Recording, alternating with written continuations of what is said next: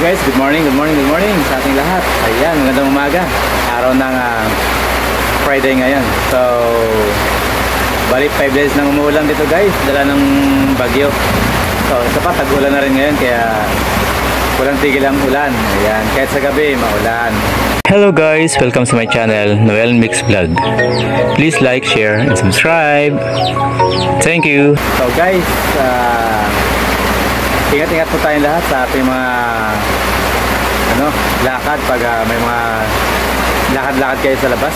Magpayong kayo, mag-jacket kayo, magkapote kayo, magbota kayo kasi mayroon nang magkasakit guys sa mga tubig baha. Kaya kailangan natin dobling ingat kapag ganitong tagulan kasi may kasamang bagyo. Yan, yung panahon ng July and August. Yan, panahon ng bagyo at tagulan talaga yan. So, doble ingat tayo guys. Saan naman tayo naroon, na naman natin mga ginagawa guys. Ayan, doble ingat tayo. So, ayan guys, hanggang ngayon malakas ang ulan dito sa amin.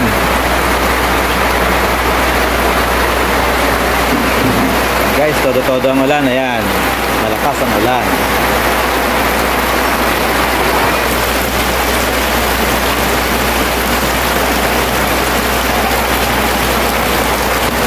Ayan guys, ayan, lakas ang ulan guys. Ayan, sagana sa tubig. Meron naman tayong panlaba. Ayan.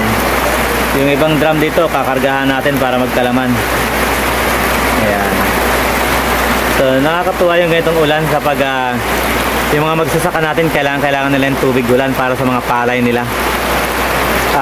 Buwan na ng August, nag-start na mag-ulan-ulan. Kaya tuwan-tuwa sila nung may ganitong ulan. Ayan guys, maghapon na ulan. Magdamag na kahapon yung ulan, maghapon na naman ngayon.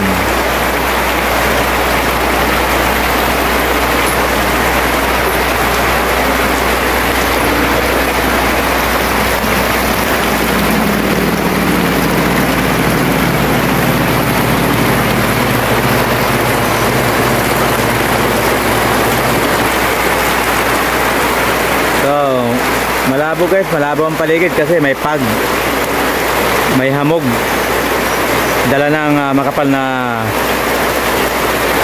ulan, makapalang ang pag mag.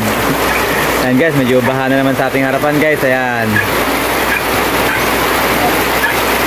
naipon na naman yung tubig sa harapan natin guys kasi yung kalsada natin mataas. Kaya yung tubig guys, naiipon dito sa harapan. Ayan. Kasi walang imburnal doon, walang butas. Kaya yung tubig guys, yan naiipon. Yan, naiipon yung tubig dito sa harapan namin.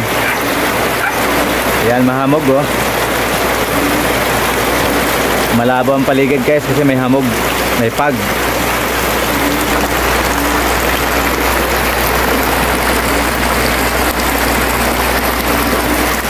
Ayan, baha na naman sa ating harapan. So ayan guys, ingat-ingat po tayong lahat.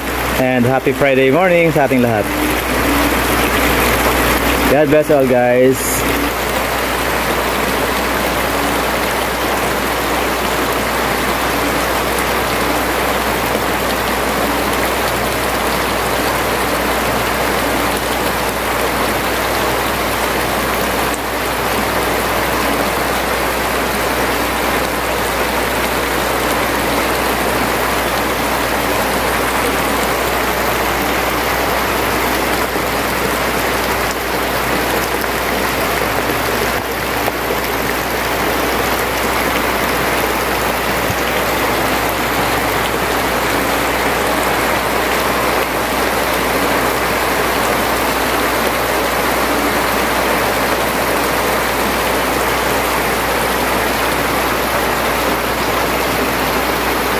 Kaway. Ayan guys oh. Gustong-gusto ng baby ko na maligo sa ulan. Tuwan-tuwa siya kasi baha na guys oh. Baha na. Yung iba naman guys ayun, tulog na dun. Itong isa nagtatampisaw pa sa baha guys. Ayan oh. Oh. Kaya naman puting-puti na siya guys. Yung iba takot sa tubig eh. Andun oh.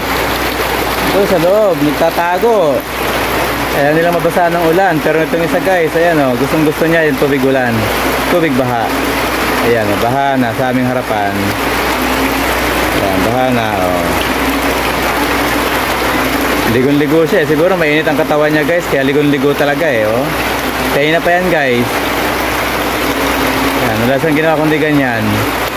Pagkatapos nilang kumain doon, diretso ligo na agad. Ayan, ganyan silang maligo guys. Ayan, sinusubsob yung ulo sa tubig. Tapos yan, basa-basahin niya lang yung katawan niya. Ayan, tapos na. Ayan, kus konti. Ayan. Ganyan maligo ang pato guys. Ayan. Kuminsan sumisisid sila doon sa malalim, doon sa bandaron.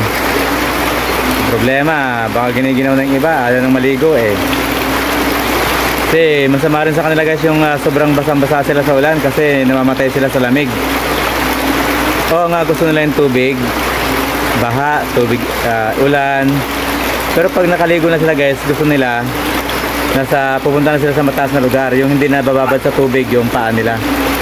Pero ang problema guys, kapag nababad yung katawan nila sa ulan, sa basa, pati paa nila, guys, naninigas sila sa lamig, namamatay sila. Kapag nasobrahan sa lamig, halimbawa nababad yung paa nila sa baha, wala silang matuntungan, kinabukasan guys, sigurado matigas na sila, namamatay din sila guys sa sobrang lamig kapag nababad sila sa tubig. Kaya andun sila sa loob ng kulungan ko guys, sama-sama sila dun ng mga manok.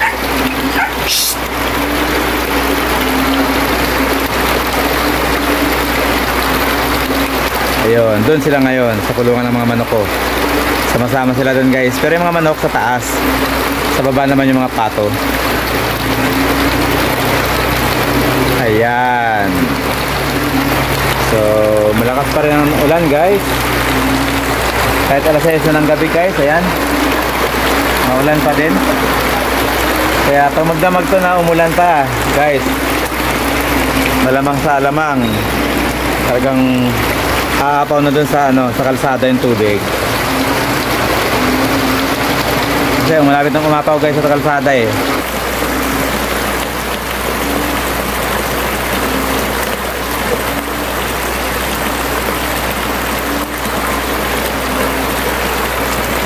So, paring kababayan lang po guys, doble ingat lang po tayo kapag may mga ganitong sitwasyon, masyadong maulan. Kaya para makaiwas tayo sa mga sakit guys, huwag na tayong magpaulan. So, manatili lang tayo sa ating mga kanya-kanyang tahanan guys kapag ganito ang sitwasyon ng panahon. At maraming salamat po guys sa inyong suporta sa aking channel na ito. See you in my next video guys. Bye bye. God bless all guys. Thank you for watching.